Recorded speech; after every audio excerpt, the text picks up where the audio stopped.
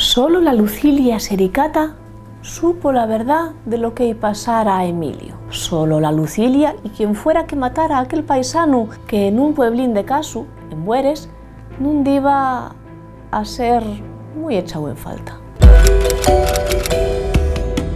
Y digo que solo la Lucilia y quien lo matara, porque lo que fueron los periódicos nun dixeron mucha verdad.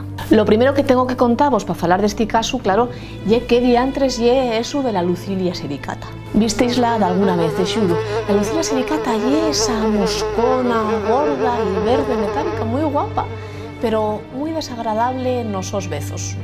Non lle otra más que la mosca la carroña, bien apreciada en el campo porque en cuestión de días acaba con toda la carne podre. Y en Bueres, estamos en el año 1925, les Lucilias Sericates son les que van dar la voz de alarma del pueblo, cuando más de un par de centenares de esos moscones salen d'un matu, y ese matu va a dir velo Alfonso Calvo, que ya el xuez de instrucción de la zona va allí, descubre efectivamente de que bien desagradable, como todo lo que rodea a les Lucilias, claro. Porque allí, en baixo de esos matos, da quien s'afanara, selmanes atrás, no ocultar el cadáver d'un paisano.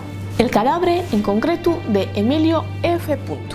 un llavianés que llegara tiempo atrás a Bueres para vivir con la somoza, que decía que la última vez que lo viera fuera en agosto, allá por agosto, decía ella, no sé bien, quizá ves na víspera del baile. La verdad es que Flora, que así se llamaba la moza, no lo echara muy en falta, por eso no sabía decir bien desde cuándo faltara. Marcharía a trabajar a algún llau, dijo Flora a las autoridades. Vamos, lo más normal, sales de juerga y marchas a trabajar por ahí. Y que un se lía y acaba mudándose. Pero Flora no era la única que guardaba un silencio sepulcral sobre Emilio, sobre lo que era y sobre cómo acabara. Descubierto el cadáver, las autoridades no fueron quien a sacar un gota de un pueblo que no lo echaban falta y que decía que fuera un paisano bastante malupa con ellos, malupa con su mujer y malupa con los vecinos. Emilio, decían, que era un paisano la mar de problemático. Y fue tanto el silencio que bien llueu entamó la leyenda,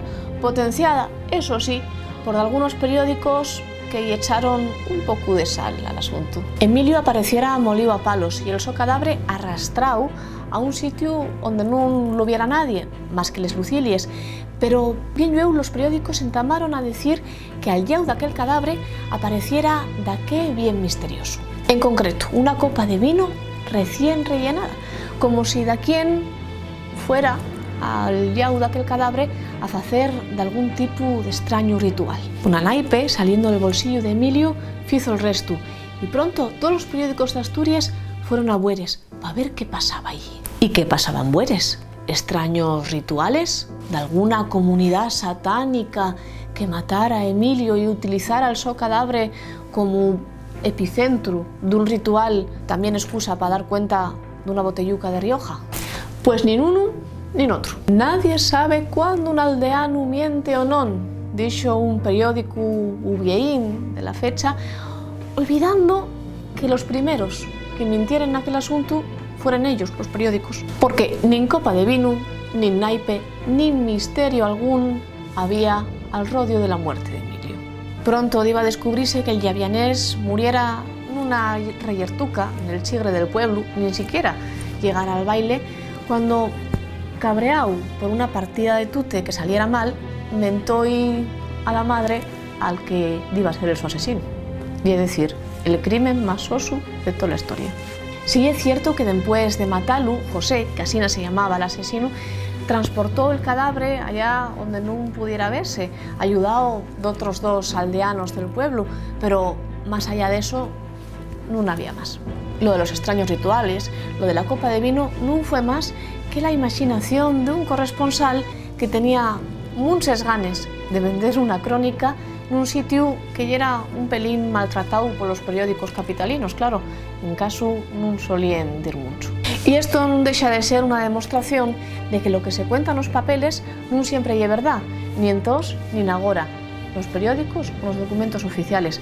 Por eso la historia es un poco difícil de contar cuando solo tenemos papeles escritos. El ser humano miente más que fala. A ver, que también está claro que el silencio del pueblo quizá ves un tanto aliviado de desfacerse de un paisano que en el fondo ya era muy problemático, hizo bastante a la hora de ayudar en que se hiciera un enigma donde no lo había.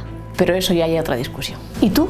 ¿Conoces de alguna otra historia que pareciera bien misteriosa, pero que al final no lo fuera tanto? ¿O de algún ritual extraño, de algún crimen del que mediara la ley del silencio? Si lo conoces, cuéntanoslo aquí en Bashu, en los comentarios, y vémonos la semana que viene en Crónicas Ocultes en Play Presta.